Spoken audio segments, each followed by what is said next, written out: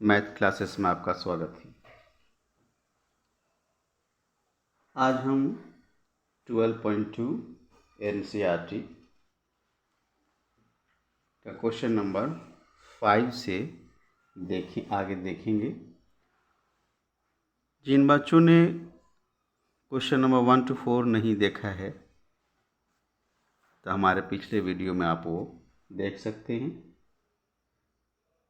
तो आइए हम क्वेश्चन नंबर 5 से शुरू करते हैं। क्वेश्चन कहता है कि in circle of radius 21 centimetre of angle 60 degree बनाता है at the centre find the length of arc. पहला लेंथ ऑफ आर्क, तो लेंथ ऑफ आर्क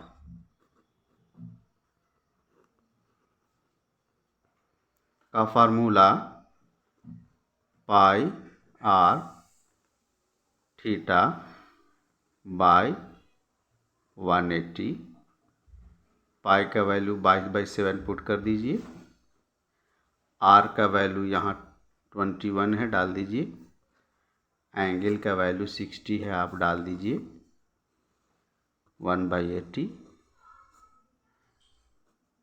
कैंसिल कीजिएगा, कैलकुलेट कीजिएगा, आपको 22 सेंटीमीटर आ जाएगा। अब उसके बाद दूसरा जो कहता है area of sector form by the arc. इस आर्क से बना हुआ एरिया ऑफ सेक्टर, तो दूसरा हो गया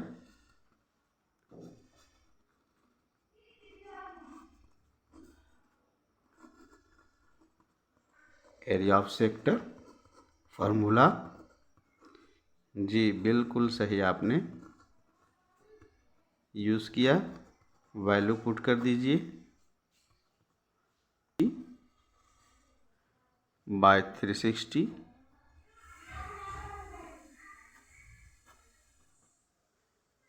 कैलकुलेट करने के बाद आपका जो रिज़ल्ट आएगा 231 सेंटीमीटर स्क्वायर। यहाँ पर कैलकुलेट इसलिए नहीं कर रहे हैं ताकि वीडियो ज़्यादा लंबा नहीं हो पाए।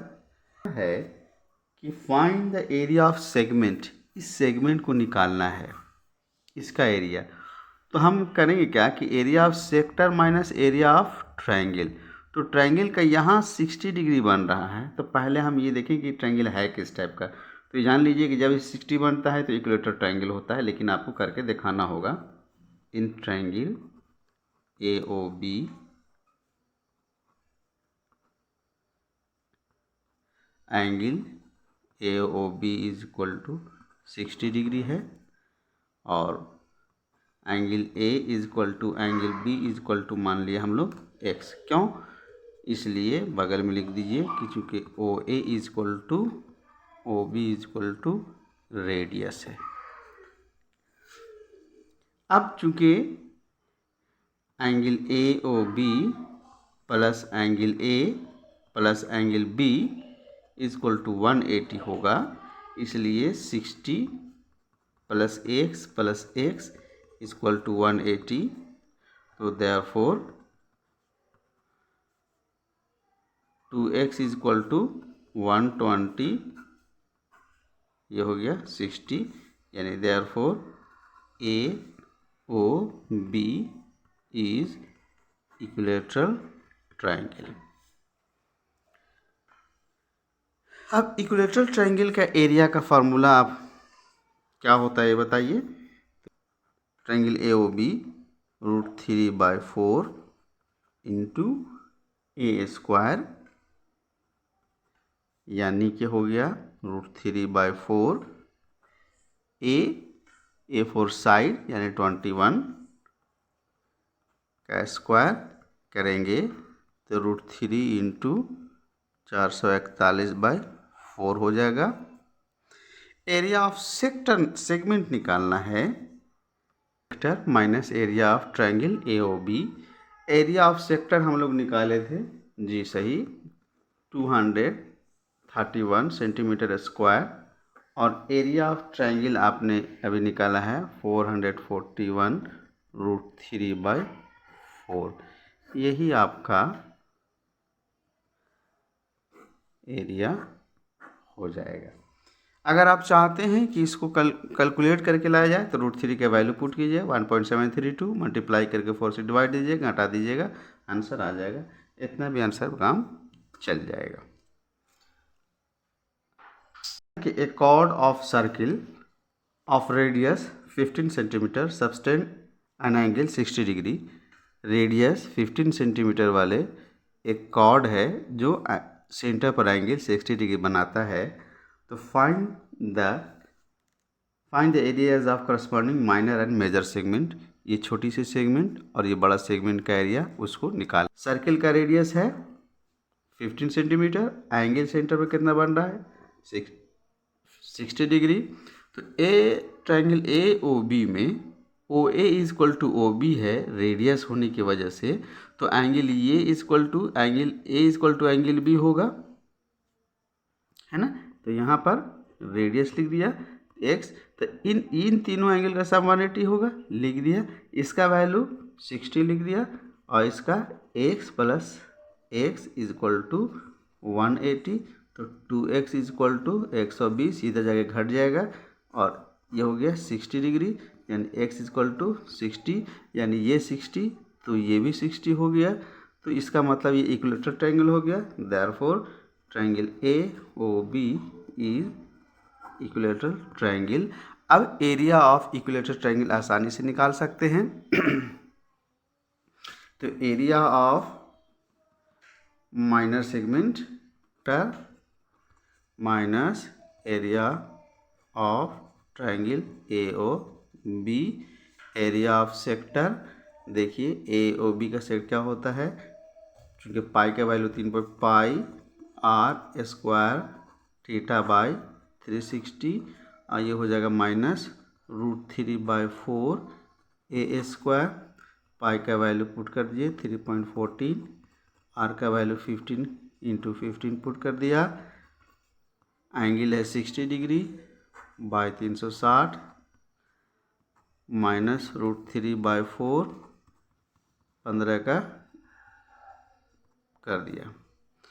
इसको काटिएगा तो 6 हो जाएगा।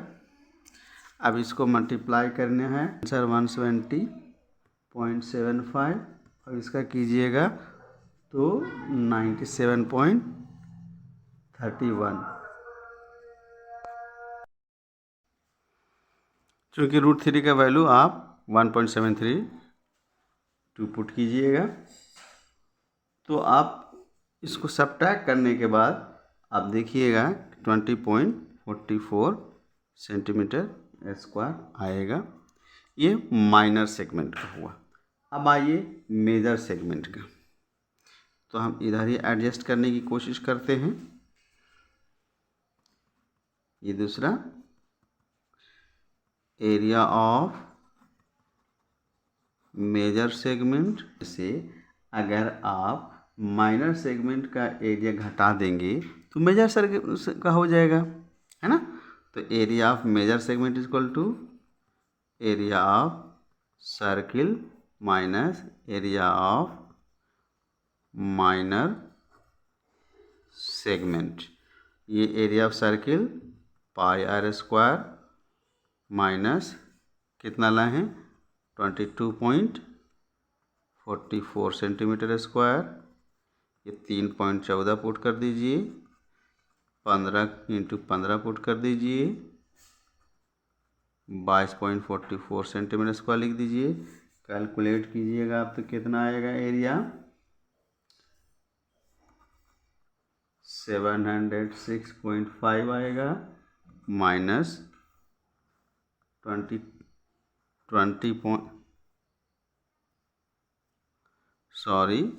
यहाँ पर 20 है,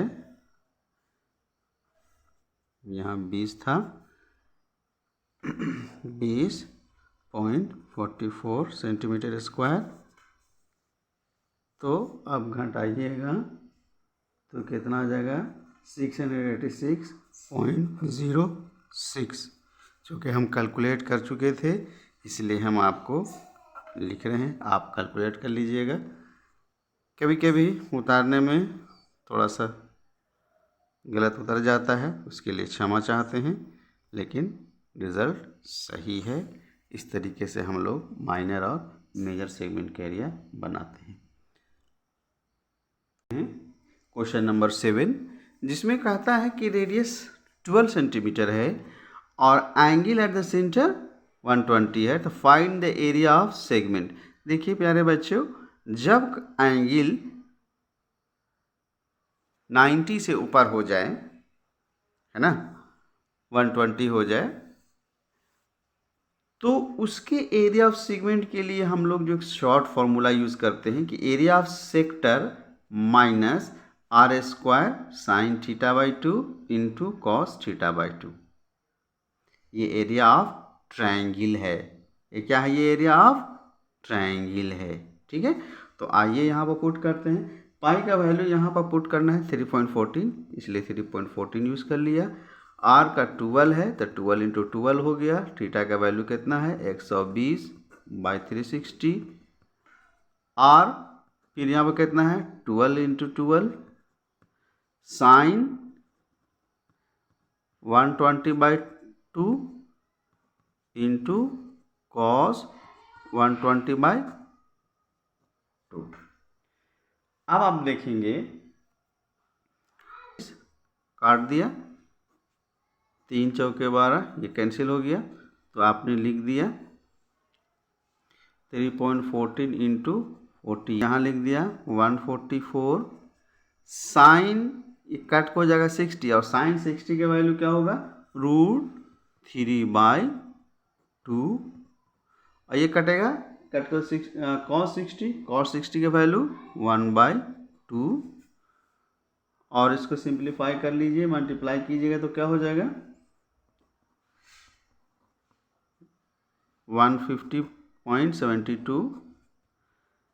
इसको लिखिए 144 1.73 बाई 4।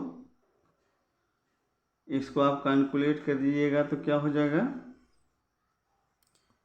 150.72 कैंसिल करिएगा तो कितना हो जाएगा? इससे 36 इंटू 1.73 मल्टीप्लाई कीजिएगा, क्या हो जाएगा? 150.72 माइनस 62.28।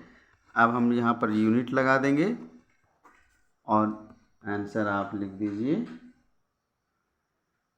88.44 centimetre square. इस तरीके से हम लोग एरिया ऑफ सेगमेंट बना लेते हैं। और लास्ट में आप लिख सकते हैं therefore area of segment ACB, ऐसे लिखते हैं, ACB is equal to 88.44 centimetre square. ऐसे लिख के और इसको इस तरीके से अगर कर देते हैं तो ये आपके लिए बहुत अच्छा रहेगा एग्जामिनर को चेक करने में, और कि आपका नंबर नहीं कटेगा। A horse is tied to a peg at the corner of a square shape, मान लीजिए ABCD एक स्क्वायर शेप्ड है। ग्रास फील्ड साइड 15 मीटर, ये 15 मीटर है। By means of 5 metre long rope, ये रोप की लेंथ 5 मीटर है जो फिगर में गिवन है। तो हम यहाँ पर से इस घोड़े को समझ रहे हैं, ऐसे जानवर को बांधा, तो ये 5 मीटर है, तो इस कॉर्नर पर बांधेंगे तो ये ऐसे एरिया कवर करेगा, तो ये रेडियस का काम करेगा। The length of rope is equal to 5 metre, यानी therefore radius is equal to 5 metre हो जाएगा। स्क्वायर का कॉर्नर 90 डिग्री का होता है, इसलिए थीटा 90 डिग्री हो जाएगा। कितना घास चरेगा? तो एरिया कैन बी ग्रेज्ड, वो कितना होगा? कैन ग्रेज इक्वल टू, हम लोग लिख दें एरिया ऑफ सेक्टर का फार्मूला, पाई का वैल्यू 3.14 पुट करना है, 5 का स्क्वायर यानी 5 इंटू 5 एंगल 90, कैंसिल कीजिएगा और जब कैलकुलेट कीजिएगा तो 19.63 मीटर स्क्वायर होगा।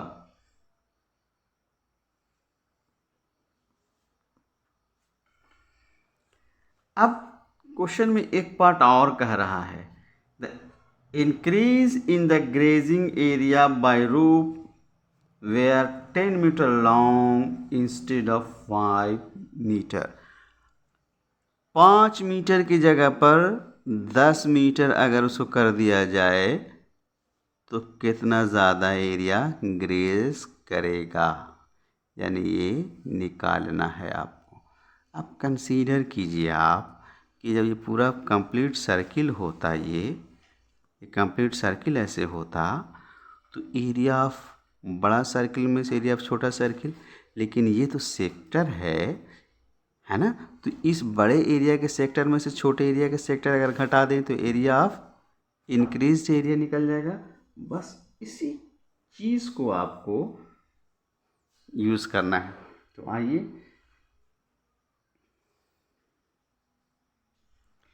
तो लिखते हैं increase in area when the rope is 10 metre, यानी कि रेडियस इक्वल टू 10 मीटर, यानी इस रेडियस को हम लोग कैपिटल आर मान लेते हैं। क्या मान लेंगे? कैपिटल आर मान लेंगे। ठीक है, तो एंगल तो वही हो जाएगा 90 डिग्री। तो क्या लिख दें? एरिया ऑफ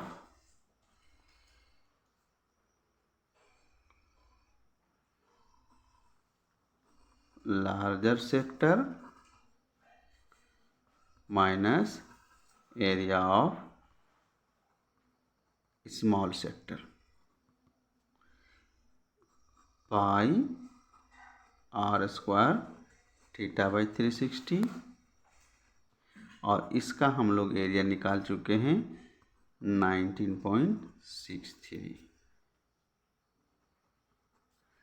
पुट कीजिएगा 3.14, आर 25 हो गया। सॉरी, ये कैपिटल आर लिखिए आप, क्योंकि इसका हमने यहाँ रखा है, इसका वैल्यू 10 है। 10 लिखिएगा आप, थीटा का वैल्यू 90 ही होगा,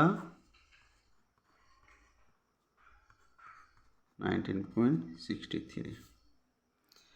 अब इसको जब कैलकुलेट कीजिएगा तो इसका वैल्यू आएगा आपको 78.5 माइनस 19.63, ये मीटर स्क्वायर। आप घटा लीजिए, घटा के देखिएगा तो यही आएगा 58.87 मीटर स्क्वायर। उम्मीद है कि ये क्वेश्चन आपको आसानी से समझ में आया होगा। थोड़ा सा और बीच में स्मॉल कैपिटल में थोड़ा सा